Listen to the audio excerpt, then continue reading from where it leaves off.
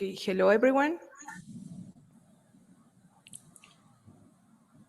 Thank you very much for joining us in this webinar, where we're going to talk about considerations when choosing a major and the Education USA program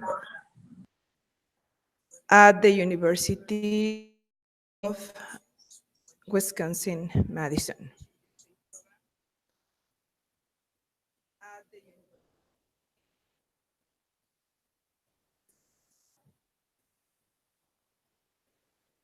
Okay, I'm sorry.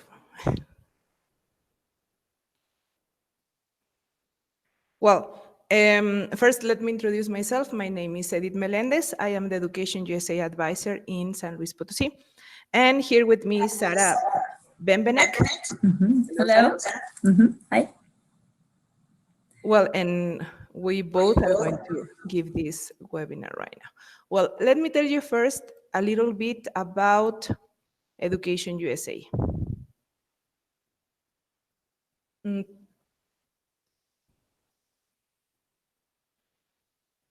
As I mentioned, I am the Education USA advisor in San Luis Potosí. Let me tell you that Education USA is a U.S. Department of State network. There are about 27 Education USA advising centers in Mexico, and one of them is here at Centro de Idiomas de la Universidad Autónoma de San Luis Potosí.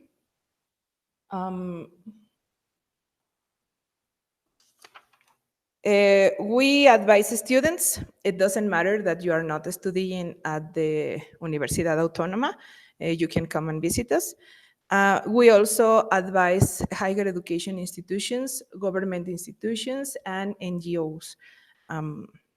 We are here just to tell you what to do in order to go to study to the United States. We offer different services.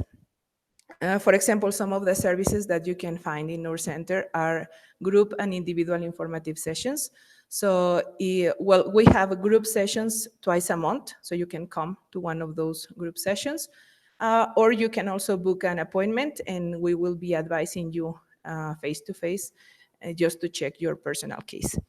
And, well, we also offer some activities or some services outside the center.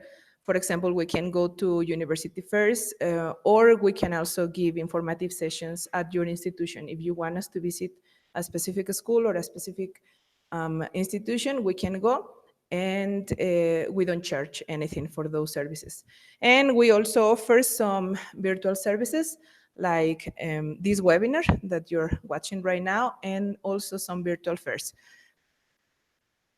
Well, if you want to visit us, we are, as I mentioned, at Centro de Idiomas from the Universidad Autónoma de San Luis Potosí.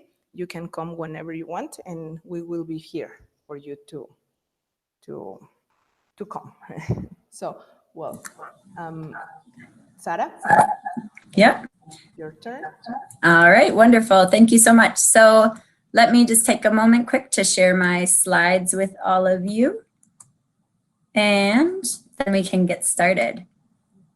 Okay, so as Edith mentioned, my name is Sarah Bembenek-Saborio, and I am the lead Education USA Academy advisor here at the University of Wisconsin-Madison. And I'm really excited to have the next brief period of time to talk to you a little bit about first, just kind of the general idea of things you might want to take into consideration when you're choosing a major, if you're moving towards university and interested in kind of thinking about what you want to do with your career, and therefore what majors you should think about choosing.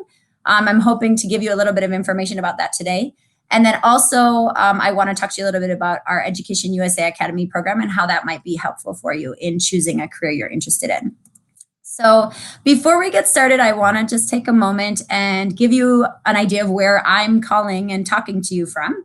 So I'm located in Madison, Wisconsin. The University of Wisconsin is actually the capital. We're located in the capital of Wisconsin, which you can see here is in an area called the Midwest. We're very in the northern part of the country. And you can see here on the closer map that Madison itself is about 2 to 2.5 hours north of Chicago. So many people know Chicago.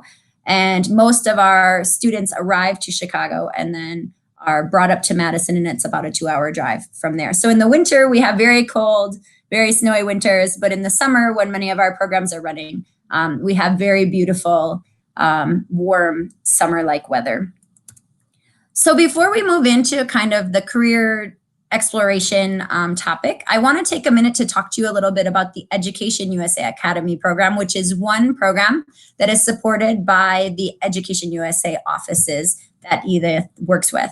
So EducationUSA Academy is actually a specific program that is designed. It's an academic program with college preparatory content. So it's for students who are interested in kind of having a college-like experience and who are currently in high school. So any student from San Luis that is a current high school student and wants to learn about experience like education in the United States, this would be a great opportunity for them. There are 15 institutions across the country that offer this type of program. Each program is slightly different. It might be a different length of time. Their dates are slightly different. Their kind of main theme is different, but there are 15 different host institutions that provide this EducationUSA Academy program. Also, the main goals of all of the programs is to help students improve their English competency. And that will happen, of course, because you're living in the United States in an international program where you will be speaking English all the time.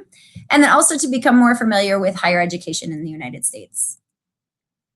And then also, in addition to that kind of language and higher education component, there is the goal of having students experience academic culture, campus life, and learn about admissions. And if you want more details about all the hosts and kind of the different themes and offerings, you can visit the website on the screen, and you'll have more information about each of our programs. So let's move into kind of our first general topic, which is the getting ready for college and kind of some recommendations on how you might be able to choose your major. So over the next few minutes, we'll kind of look at first what do we typically do when we're choosing a major. Then we'll talk about some career resources and considerations. And then we'll move in more specifically to where I'm talking to you from, which is the University of Wisconsin-Madison and our EducationUSA Academy program here at UW. This little creature you see here is Bucky Badger. He is our mascot. So you'll see him pop up periodically on the slides, but he's a very famous kind of icon here at UW-Madison because he's the mascot of our university. So let's take a minute to think about when we all decide what we want to be when we grow up, which is what we say in English. A couple different things might influence our idea. The first is we want to do what our family does. We want to do something we've seen on our favorite TV series. We want to do something that is guaranteed to give us a lot of money and make us rich. Or maybe no tienen idea, right? Like you have no idea what you want to do, which is okay because if you're a high school student or even if you're a college student, sometimes you need to explore life a bit more in order to really realize what it is that what you want to study and what you want to do. So let's take a look at each of these individually and think about why these influence what we want to do in life. So what our family does, of course, if we see our parents or grandparents or aunts and uncles in a certain career, it's very familiar to us and we feel comfortable with what it is that particular job requires. We have a good understanding of the job requirements, right? So we see the typical schedule. We see if this kind of career involves work after typical work hours, if it involves weekends or holidays.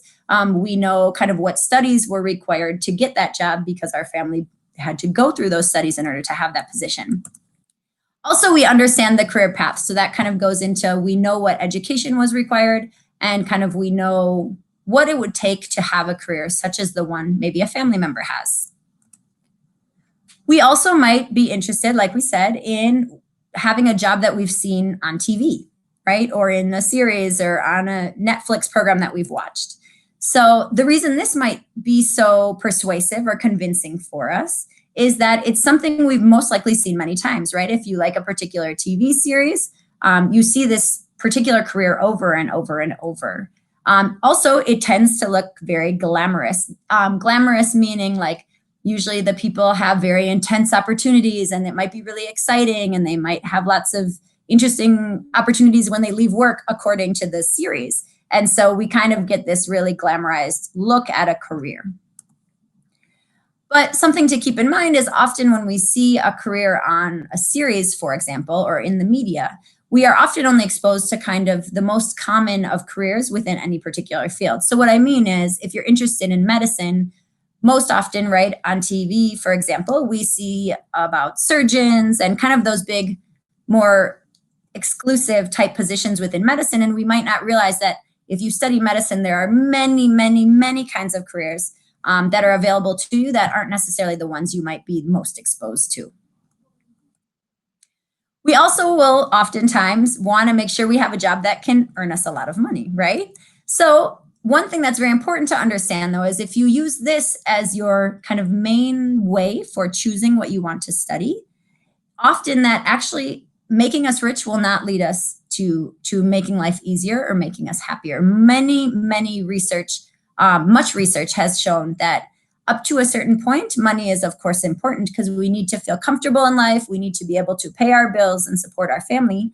But when you reach a certain level, money tends to not be helpful anymore as far as making us happy. So using becoming rich as your motivation for choosing a career might not be the best way to think about what you want to study. Money does not always lead to happiness, as I just described.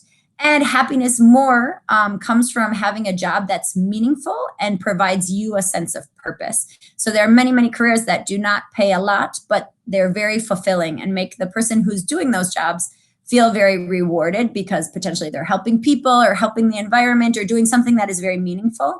And that'll be more valuable over the long term, over your whole life, than just having simply a job that pays very, very, very well. Now, of course, the last category, which might be the most common category, is no tengo idea, right? Like I have no idea what I want to do, or I just talked to a student this morning, actually, who had an interest in engineering and special education, which are, of course, very, very different career choices. And that's okay, right? That's why you can listen to webinars like this that will hopefully give you some guidance and look for kind of resources that can help you get a better idea of what it is you want to study. So let's take a look at some of those resources. I think the first thing you need to keep in mind when you're deciding what career or major you want to pursue or study is that you need to look at, take a holistic view of what it is that you want to pursue. So what I mean by that is you need to consider many, many things. You can't just think about money or just think about what your family does or just think about something else. You need to consider many things. So we're going to look at all of these different categories individually. So first, let's talk about your interests. It's important, of course, to consider your interests when you're choosing a career or a major that you want to study. Things like, what are you passionate about? What do you really love to do? And not necessarily just in school, but outside of school. Okay, what do you enjoy doing? And look into careers that involve your interests. So if you really like photography, maybe you don't need to be a photographer necessarily in the very simple idea of photography, but maybe you have a career in food that involves photographing food for different publications, right? So there are different ways that you can have a career that's totally unrelated to photography, but you can use your photography interest in that career, as an example. Okay, you also need to look at your strengths. So sometimes what we really love doing isn't necessarily our strength, and maybe what we're really, really good at isn't necessarily our favorite thing to do, but it's important to know that it's good to look for jobs that align with what you're good at, because then it'll be possibly easier for you to both study and also get a job in those positions. So think about what classes you do well in. Are you really good at math? Are you really good and interested in social sciences, foreign languages? Think about what you're really good at.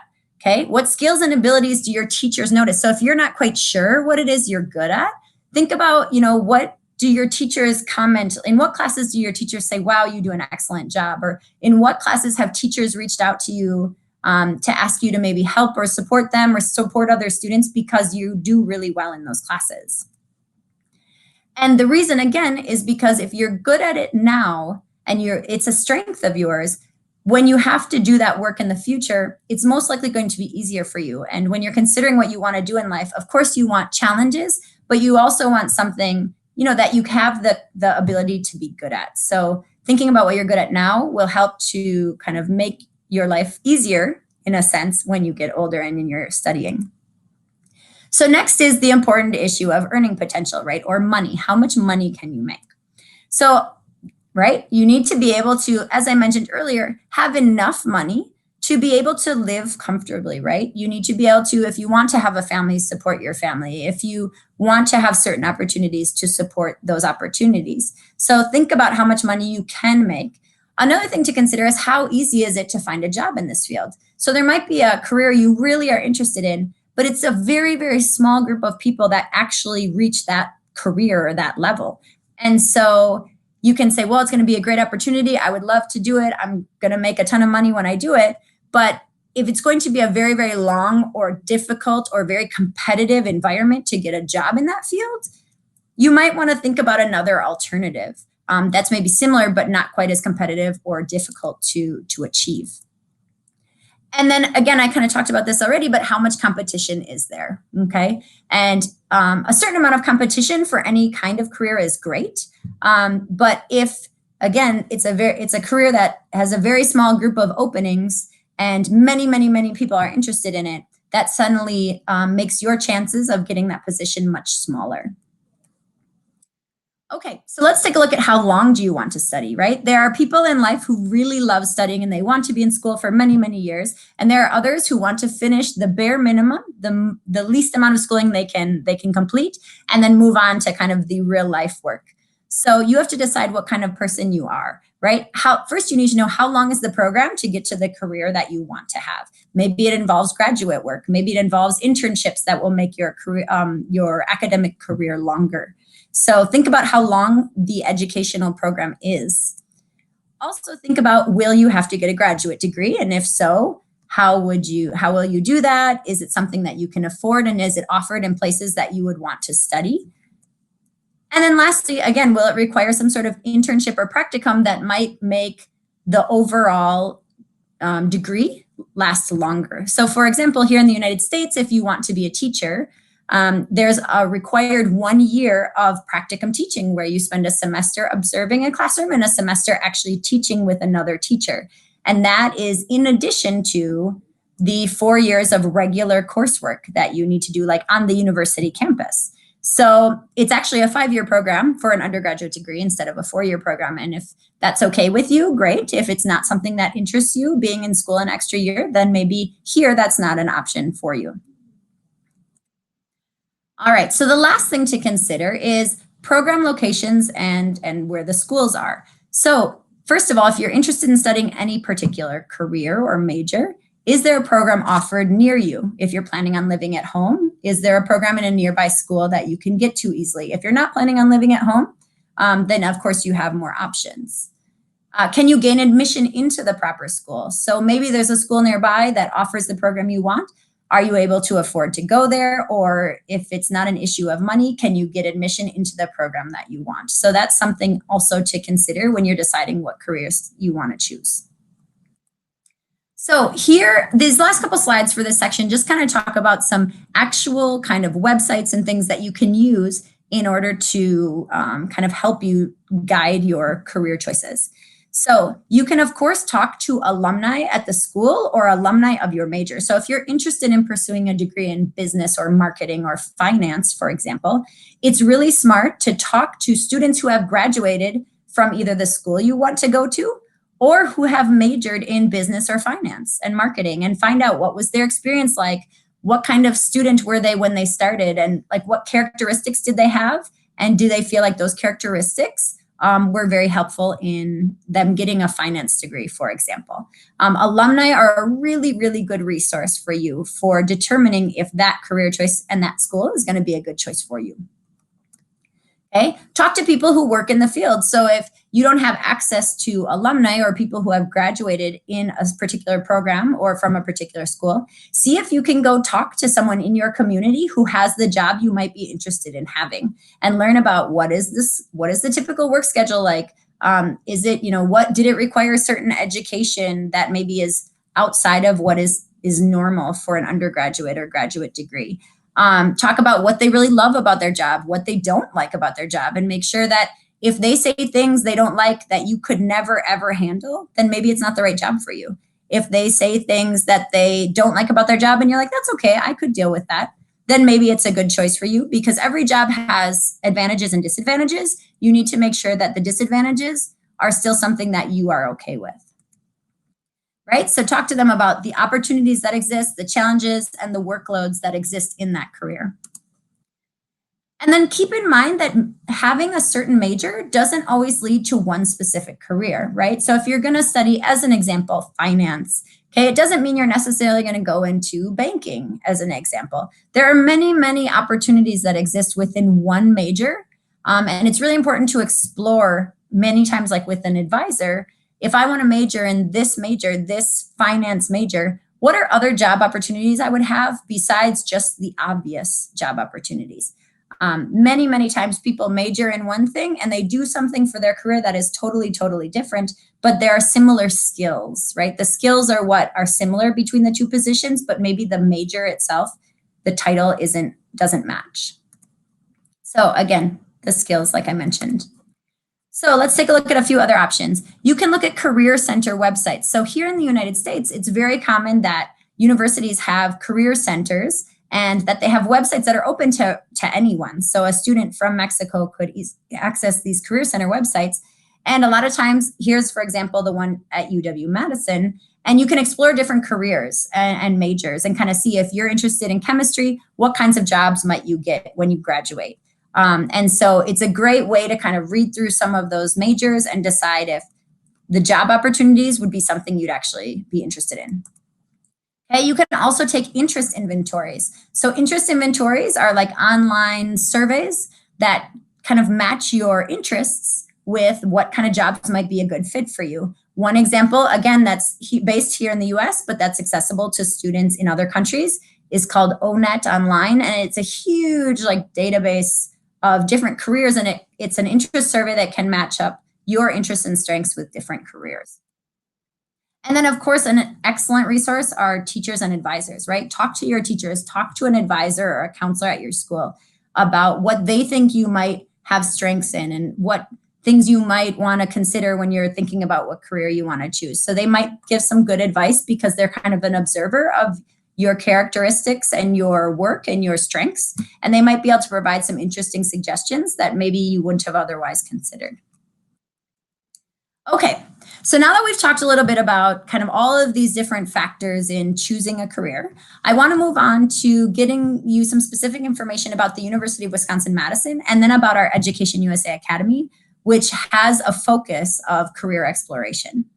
So let's first look at Madison. So I want to start by saying it's very important for me and our university as a representative of the university to communicate that you are very, very welcome here. Madison is a very, very diverse place, and the university also is a top research university, which means that we really bring in staff and faculty and students from all over the world, and we really embrace that diversity. So I know sometimes media can project the United States as not having a welcoming attitude towards people outside of our borders, but really Madison and UW are a very welcoming place for international students.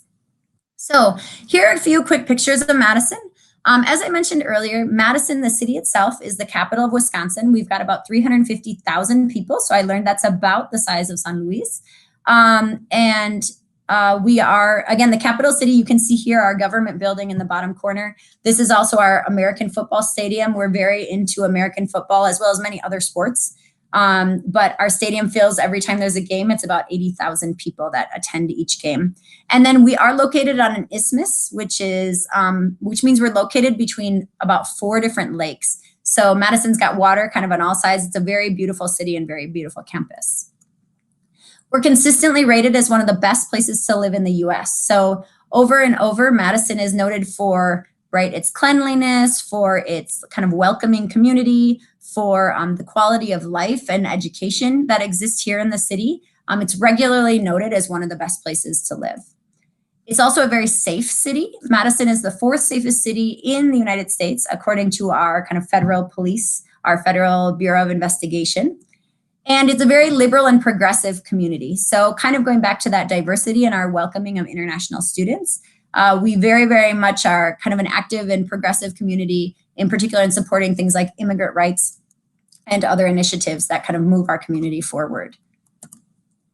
And then just because temperature and weather is, of course, important if you're considering visiting somewhere, in July, which is when most of our programs run. It's a very comfortable 27 degrees Celsius. It's sunny. It's kind of the middle of our summer season here. So it's a very, very nice time of year to be visiting Madison. So this slide just shows you some photos, kind of a sampling of all these different things that happen here in Madison. We have a very big food culture. You can see in the middle row, we have lots of restaurants from all over the world in Madison, very, very exceptional restaurants. So it's a great place to try new foods. We have lots of music and performing arts here on campus and in the community. We do in our programs try to incorporate several service projects in every program. We think it's really important for students to not only kind of explore the community, but also get to interact with community groups off of campus and sometimes even on campus. But service projects that we coordinate are always kind of one of the highlights for our students. They really like getting out and doing different things in nature with kids or with different community groups here in Madison.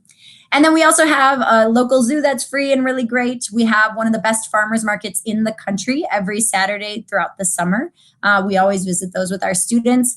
And then oftentimes we take students to nearby Devil's Lake State Park, which you can see in the middle row, and do some hiking. And then we also visit Chicago, which again is about 2 hours away. So as far as Madison goes, the university has an enrollment of 43,000, just over 43,000 students. So it's a very large university. We offer 232 undergraduate majors and certificates.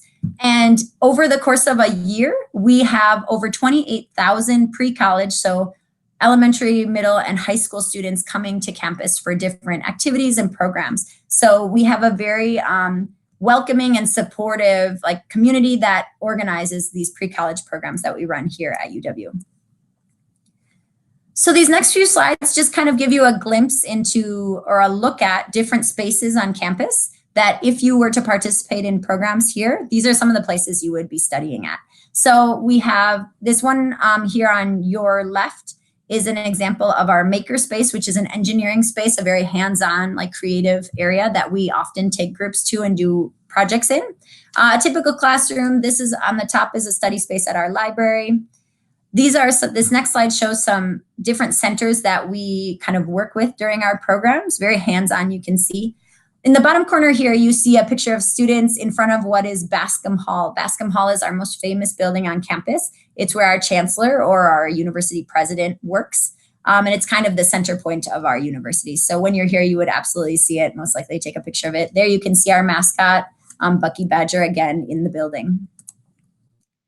So as far as where students typically live when they're here on campus during our programs, the bottom picture actually shows the DeJope dorm, which is the dormitory where our students live for our EducationUSA Academy program. It's actually located right on the lake. You can't see the lake in this picture, but it's our newest dorm on campus, very modern, very beautiful setting. As you can see, it's surrounded by areas to play soccer and volleyball and basketball.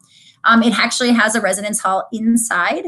I'm sorry, not a residence hall. It has a meal hall inside, and the meal hall has a lot of different food options. So students get to choose from a variety of food choices. We also have great recreational facilities that are located very near where students live. So you have access to the pool, like I already mentioned, recreational facilities like soccer areas, organized gym classes. So there's lots of stuff to do while you're on campus.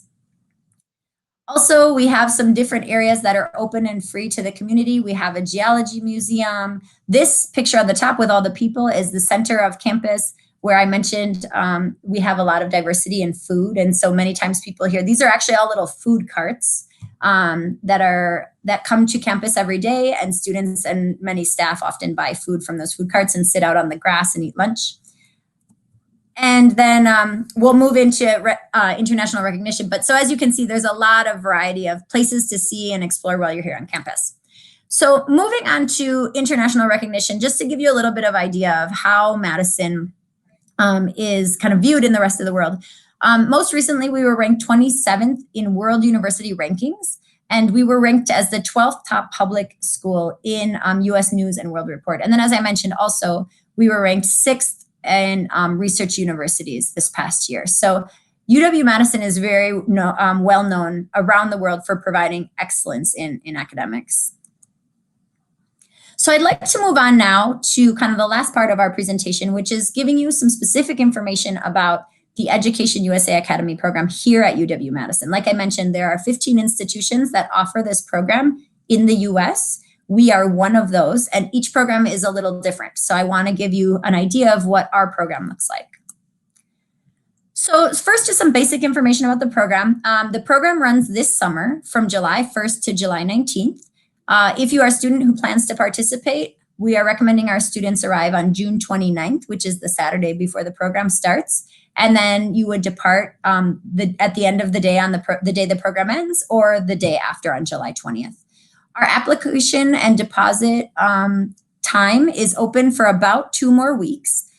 If it's something that you're interested in and need another week or two, we are flexible. It's more of, we want to make sure that people apply and then have time to get a visa if they need a visa. So the application date is May 24th, but if you're interested and need a little bit more time, just reach out to us and we can make that flexible. The tuition is $4,995. That tuition covers everything when you arrive to Chicago or Madison. So what I mean is, it covers all your meals, your housing, all the programs, all the field trips like to Chicago and the state park and the water park. It covers, what else does it cover? Sorry, your insurance, your pickup from the airport and your drop off to the airport. The only thing really the student has to provide is an airline ticket and then any visa fees. And then of course, if you want spending money. So, but the tuition really does cover most of what you would need to spend. So again, just a reminder, it's for high school students ages 15 to 17 who can be native or non-native speakers of English. If you are a non-native speaker, your level has to be at least an intermediate and up to, of course, an advanced level of English, and you need to be residing outside of the United States. So I want to talk to you just a really quick bit about what kind of would be the benefits of participating in our EducationUSA Academy program. And I'll touch on these all in more detail, but first is personal growth and independence. You'll get to develop lifelong friendships with people from all over the world. You'll get to engage in some really amazing field trips, support from a really great team of people who have a lot of experience in working with students from all over the world, and then great opportunities to learn. So let's look first at this independence. So of course, you're coming here for an EducationUSA Academy program by yourself as a high schooler. It's a very great opportunity to kind of learn more about yourself and become more independent. Through this, you will participate in a career exploration track. So our university theme for EducationUSA is career exploration. And what you would do during your time here is you're going to basically get the chance to figure out what it is you want to study when you go to college and what kind of careers that will lead to. So you'll do this by engaging in a lot of workshops. It's going to be very hands-on, not a lot of lectures, but a lot of doing things with different faculty and staff and advisors in different careers and different, so that you can learn about what life as an engineer or as a special education teacher or as a business person would actually look like. You'll also get to talk to student groups and panels who are in those careers to kind of learn what the experience is like to study any specific major. And then you'll also get the chance, if you would like, to sit in on one class in a career you're interested in or in a field you're interested in to see kind of what a university level engineering class, for example, or art class is like. Okay, here's a typical day. I just want to throw this up on the screen for a moment just so you can see that each day will have the same structure, but the activities will vary every single day. So for example, in the morning, as you can see, you'll have a career exploration period where you'll do different tours and workshops and panels in different departments. Then in the afternoon, you have a university workshop where you'll get to learn about higher education in the US. So some days we'll participate in workshops on writing. Sometimes you'll talk to admissions advisors and learn about how to apply to a university. Sometimes we'll actually take you to other universities and technical schools around Madison so you can learn about other options and not just the University of Wisconsin. And then after that, you'll have every day a lot of social and cultural activities. So later into the afternoon and the evening, there'll be lots of opportunities to engage in sports and movie nights and different cooking and social events. And oftentimes we also match up with other groups on campus. So you'll not only get to meet the people in your EducationUSA Academy, but also students from other camps on campus. So another benefit you'll receive from EducationUSA Academy is to develop these international lifelong friendships. And I've kind of talked about this already, but Here in Madison, we have a lot going on in the summer, and you're going to get involved in a lot while you're here. So you'll be sharing your dorm room with a roommate from another country. So you'll right off the bat get to meet somebody and develop a friendship from abroad. You'll also be in lots of social events like sports, bonfires, movie nights. Our program does happen during our Independence Day, July 4th, so you'll get to see how we celebrate our Independence Day here in the US. You'll also get to work, as I mentioned, with some of our campus partners. So these are other camps on campus of high school students who are doing different activities with us. So you'll get a lot of chance to meet students from both the US and abroad. On the weekends, we have a lot of really great kind of fun programming to explore the region around Madison. So during the week is, again, that kind of university, career exploration, social component. And then on the weekends, we take you, for example, to a water park one day near Madison. We go hiking at Devil's Lake State Park. We take you to that farmer's market I mentioned that's known around the country. And then also we take you to Chicago for a day trip and really explore Millennium Park and some really amazing museum and get to have a great dinner out in Chicago. Now, it's really important as a student coming here, and in particular also for parents, to know that when a student comes to EducationUSA Academy, there's a group of individuals, myself being one of them, that is kind of the main core team of people who will host the students. So we are always present, the students, we are kind of their first point of contact if they have any questions or if parents have questions. We're there to take care of you, to make sure you have everything you need, to get you from place to place on campus. And it gives you an opportunity to kind of really connect with the people who are responsible for you while you're here, and will be a great resource for you. And we have a lot of experience in working with international students and with international high school students. And so we are very understanding of the needs that you'll have and able to help you. Also, in addition to that team of kind of coordinators, there are 24/7 counselors living in the dorms with the students, so that students, you have someone there all the time, 24 hours a day, to help you if you get homesick, if you need help getting involved and want to feel like more included. They'll take you to different classes. They'll be there if you get sick and need to go to the nurse. So they're going to be there really, even in the middle of the night if you would need anything.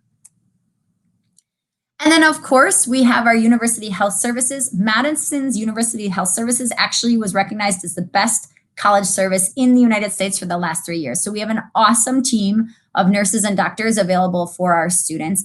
And as an EducationUSA Academy student, you have insurance that covers these services 24 hours a day.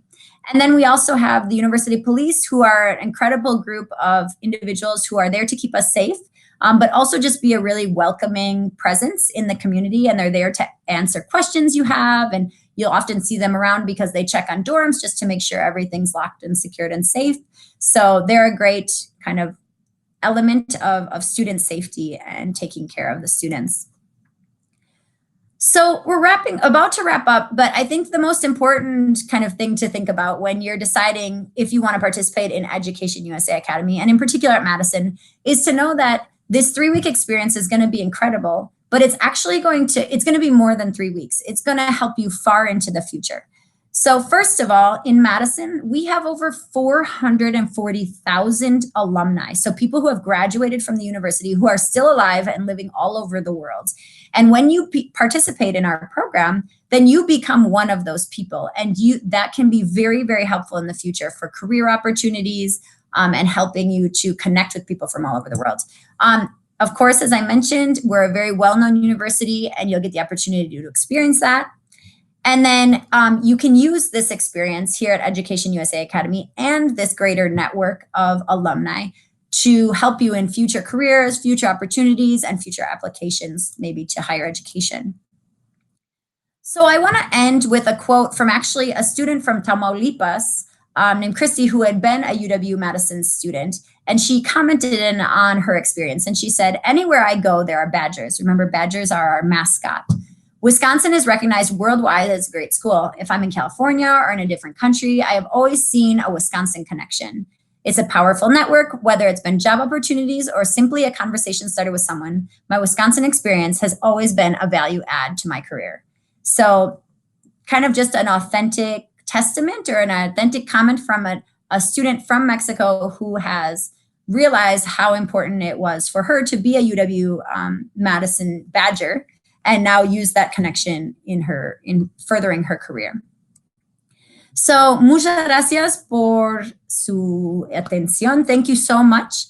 I'm more than happy to answer any questions you have now or via email. Our website is here at the bottom of the screen, and it has a lot of great information, including a registration link if you're interested. And we would love to see any of you this summer in July at UW-Madison. So I will go back to the main screen and answer any questions anyone might have.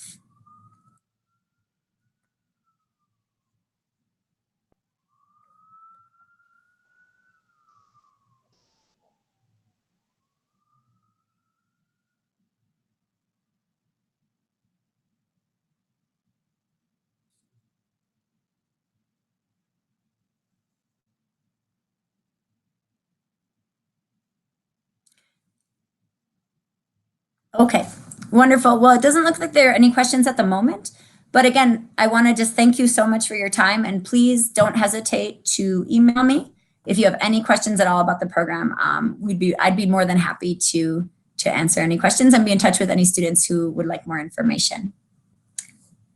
Thank you very much, Sarah. Thank you very much, everybody, for joining us.